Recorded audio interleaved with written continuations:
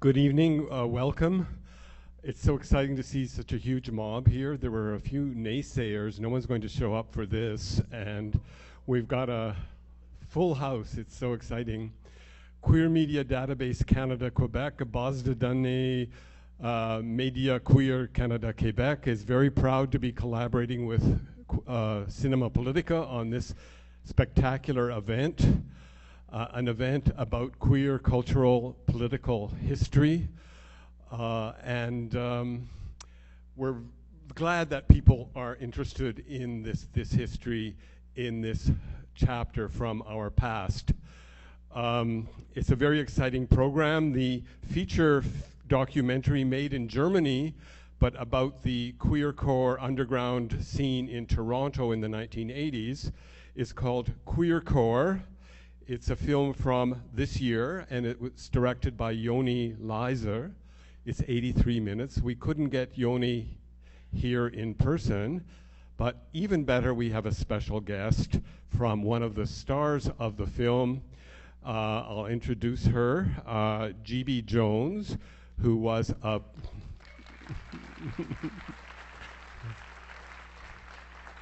See, you're a household word in Montreal, GB.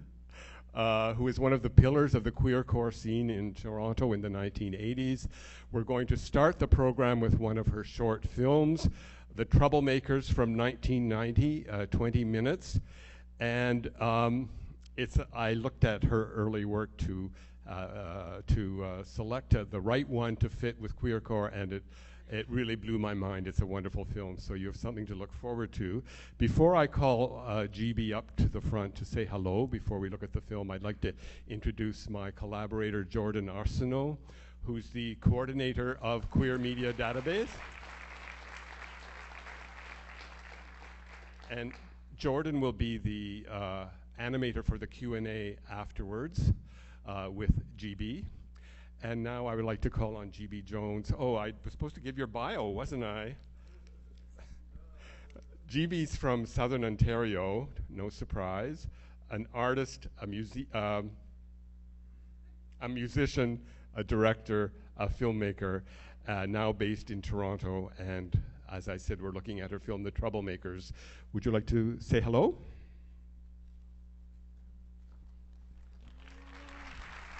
Hello, everyone. There's a dime on the floor. I'm stealing it. Thank you for coming. And this is a film I made in the 1980s, so this is like your queer history lesson for the day. Thank you. Enjoy. Bon cinéma. She's still a rock star. She brings the sunglasses to the Q&A, ladies and gentlemen. Let's hear it for GB Jones.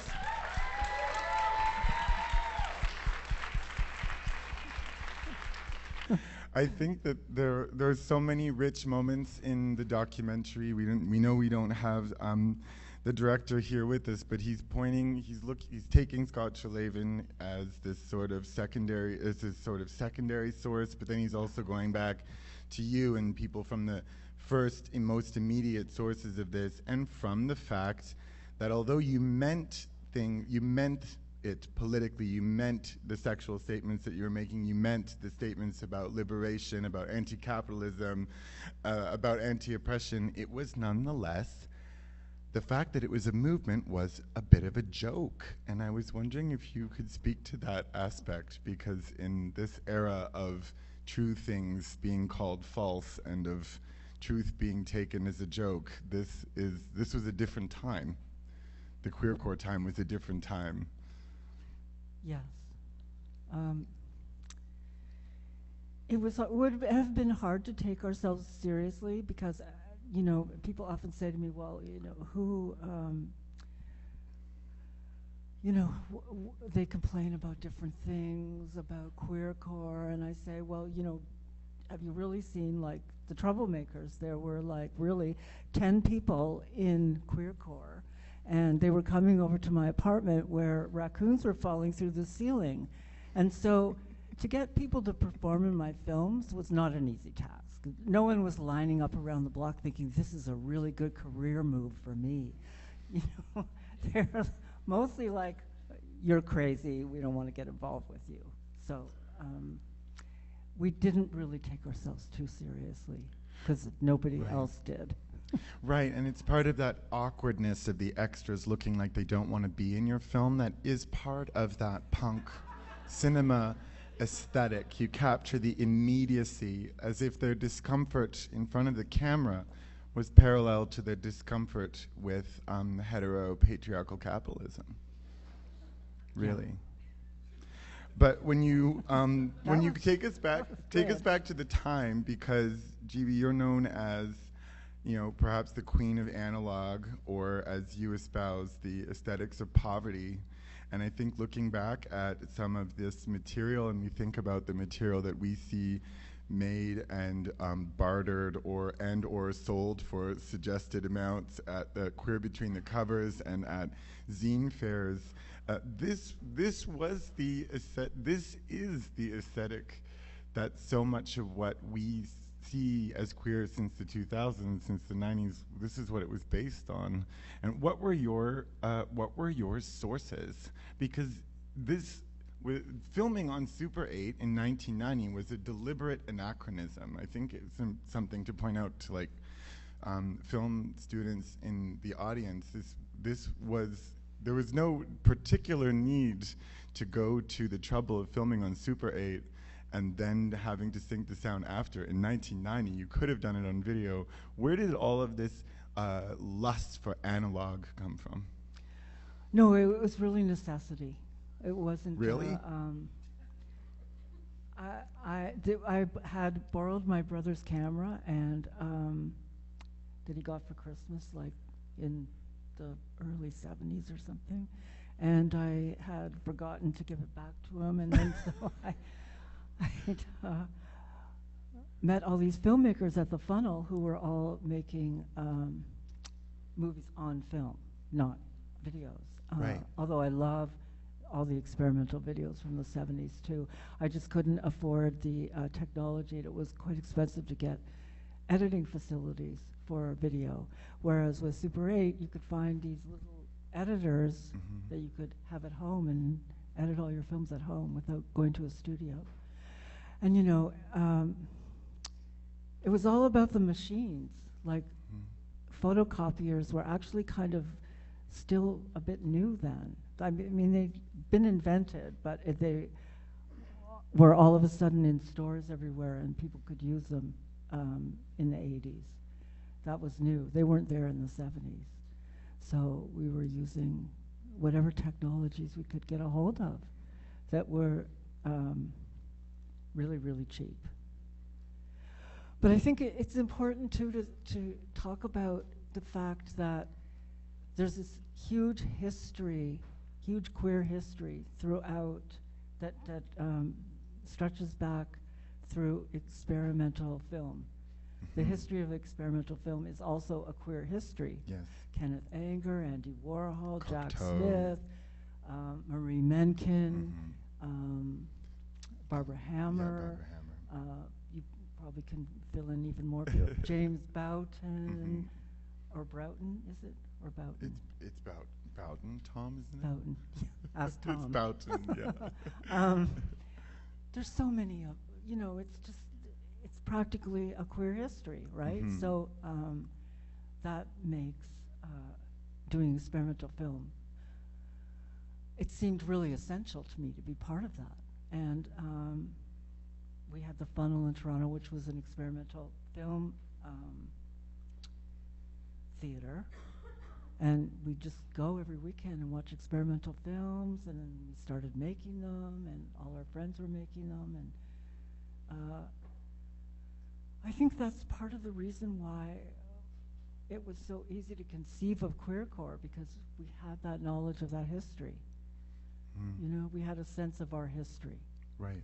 That's why I think actually this film is kind of important, because I think it's really good to have a sense of your history. It helps you to think of newer things that can, like Lynn was saying, you've read all the books, You saw all the movies, and then you're thinking, well, what's the next step? That's it.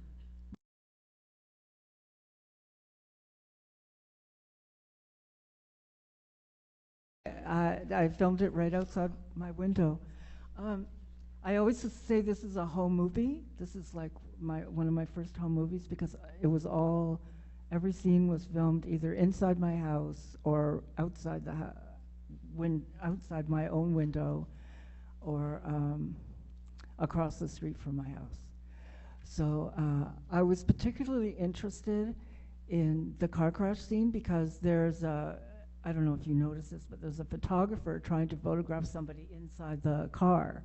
And just the way I've structured the film, and I don't know if this came out or not, but it's all about people being photographed, either by surveillance cameras or behind two-way mirrors, or, well, I shouldn't say photographed, observed. And it's about how people, of course, there's an article about Joe in the newspaper. And so it's about representation. And I was very interested in the idea of how society represents queer people and then how they represent themselves. So I'm using like the means at my disposal to represent myself and my community, and then we have the issue of how the larger society at that time was representing queer people as a kind of a criminal element, which people talked about in the film. So the car crash thing was like the guy fighting with the photographer who wanted to take a picture of his partner who was in the car, and I thought that was just a perfect analogy for like the war about representation.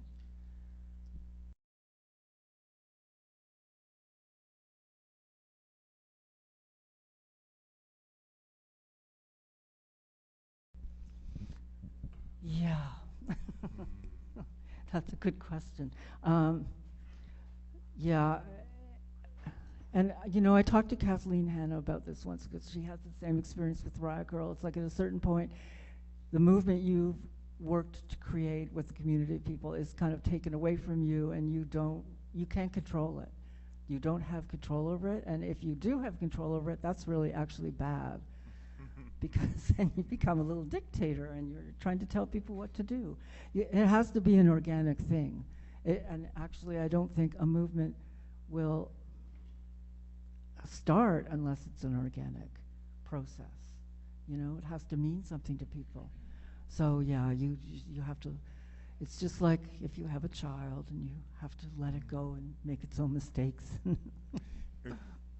It's an interesting question because it makes me think that it was more ploy than joke, that it was almost more of a summoning of the movement than necessarily a pretense that the movement didn't exist.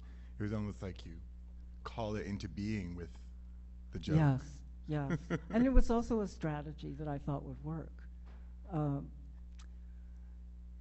Taking a group of people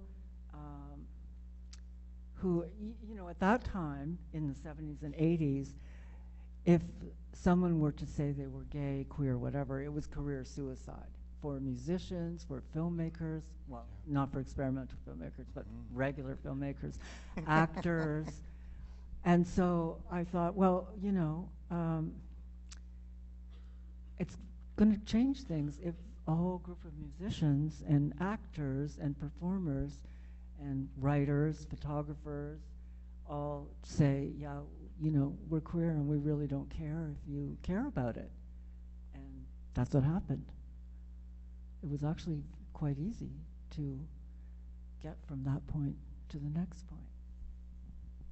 Thank you, because that scene also stuck with me, and apparently the song playing is by Zuzu's Pedals, which was one of the bands from the scene at the time, and it was so haunting, and now I want to look up everything that they did. And the song in the Troublemakers where the car crashes? Yeah. That was a band with Bruce and Anne, who briefly played in Fifth Column. She played bass, and our friends Laurel and Rod and Kelly, and they only did one tape. that is sometimes enough. Yes, it is. To have a lasting influence on civilization. Finish your sentence.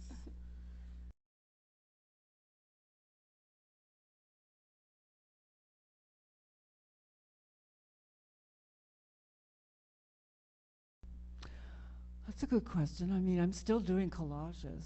I do them with friends now.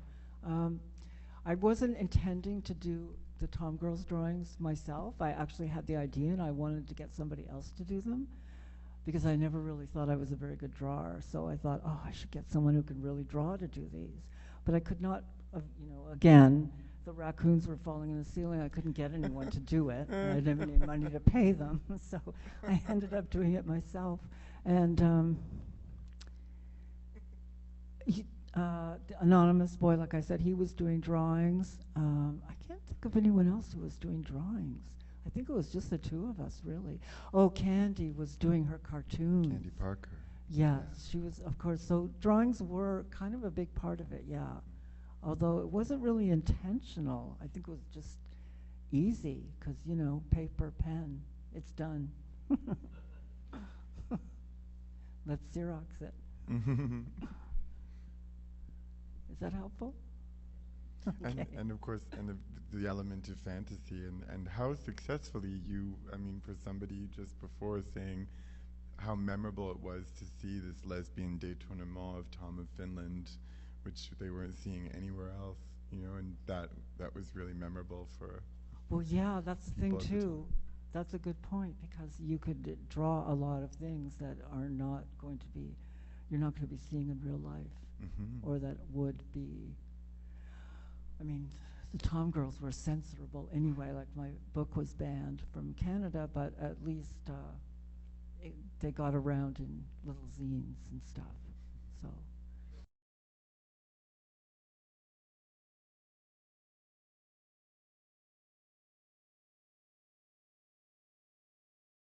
I didn't I didn't make the documentary. For my part, and the scenes from No Skin Off My Ass, and the title refers to, like, obliquely to skinheads. The whole movie is about, I have a skinhead brother, and I'm trying to convince him that he shouldn't be a skinhead, and he meets this guy, and the guy sleeps with him, and I'm trying to convince him that it would be a lot cooler if he were gay, rather than being a skinhead. And that's the movie. So it was like, and the hairdresser, Bruce, in the movie fetishizes skinheads, but he, of course, wants to sleep with them, so there's that kind of weird, that's how we tried to deal with that issue of racism in that way, is the kind of in a world of, like, I'm a filmmaker in the movie, so it's about representation, and he's a hairdresser, so. Yeah. I might just shimmy in between this one, because I think you should. yeah, I don't know. It just so happens that you've asked a question about the most persistently thorny and hard to respond to theme within Bruce LaBruce's oeuvre, and G.B. Jones is here to talk about hers, and there you may have found yourself asking a question that's been asked, I think, in many ways, and it shows how horrible those scenes from No Skin Off My Ass and from Bruce LaBruce's works from that era age when taken out of context, how poorly they are read out of context. And so I will relieve GB of the pressure of answering about Bruce's works, but I definitely understand why it looks shocking, and why it doesn't. It's hard for us to see the aspects of it that were criticizing white supremacy within, gay culture, and perhaps criticizing more than that. But it doesn't. I agree with you. It doesn't read well if you haven't seen No Skin Off My Ass, for sure. Yeah, there's a whole extant literature about it in film criticism about Bruce's work, and it is an interesting but fraught thing to look at out of context. Or even in context Even sometimes. in context. That's right. That's right. You know, I just saw on the internet, they showed this film in New York, and a whole bunch of people were talking afterwards, Michael and Tony and Penny, and someone said, you know, I see a lot of images of people of color in the movie, but none of them are talking. And I thought that's a really good and interesting comment. And you know, I happen to know that Vaginal didn't want to be in the movie, and I don't want to like criticize anyone, but there are certain issues, and I always like to say that when you see something like this, it's like it's important to remember that this doesn't have to be the only movie about queercore, like, and it shouldn't be. There should be others, and there's room to address those issues in others, and there are lots of issues that need to be addressed, and it's good to talk about them. So thank you for your question. I think it's totally good that we're talking about that.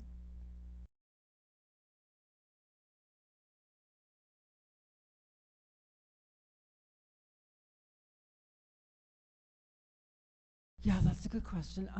Because for us, when we started QueerCore, it was like in 1985, and it was all mostly zines, and there were like 3 groups: Fifth Column, ASF, and Deke's band, Comrade in Arms, who weren't in the movie for some reason, and they were really good. But it was a very small scene, and everybody knew everybody else, and we all traded zines. And so then when the 90s came along, to us it felt like we'd already done it, and it was finished.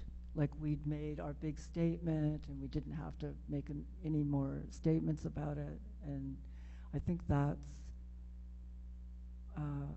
what he was kind of talking about. Like it was dead for us because we'd finished with it. But then a whole bunch of people formed new bands and had record labels, and that was actually really exciting to see. So even though it was finished for us, it was still valuable for other people.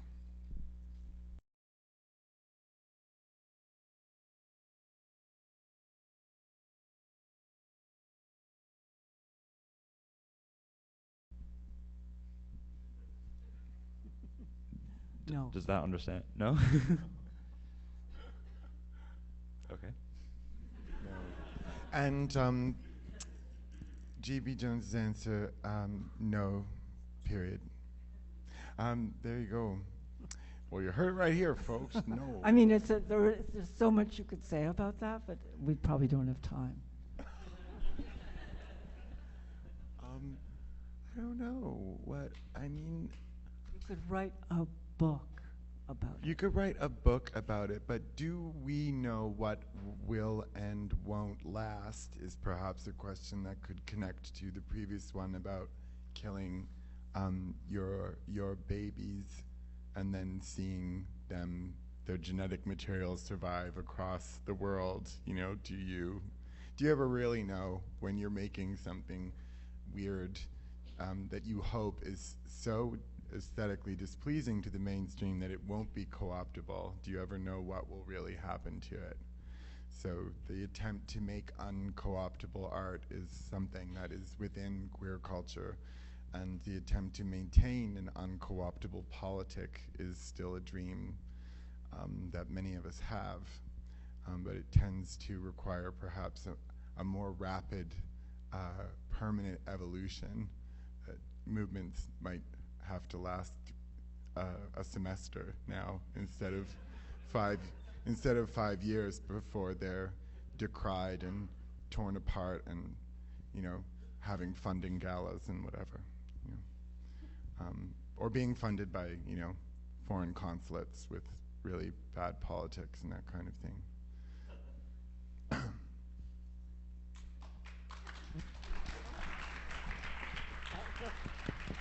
Good answer. But would you like to write a book about it? No, I think you should write a book. What will you illustrate it if we I'll write illustrate it? it. Okay, I love you. Thank you. Okay, GB Jones, everybody.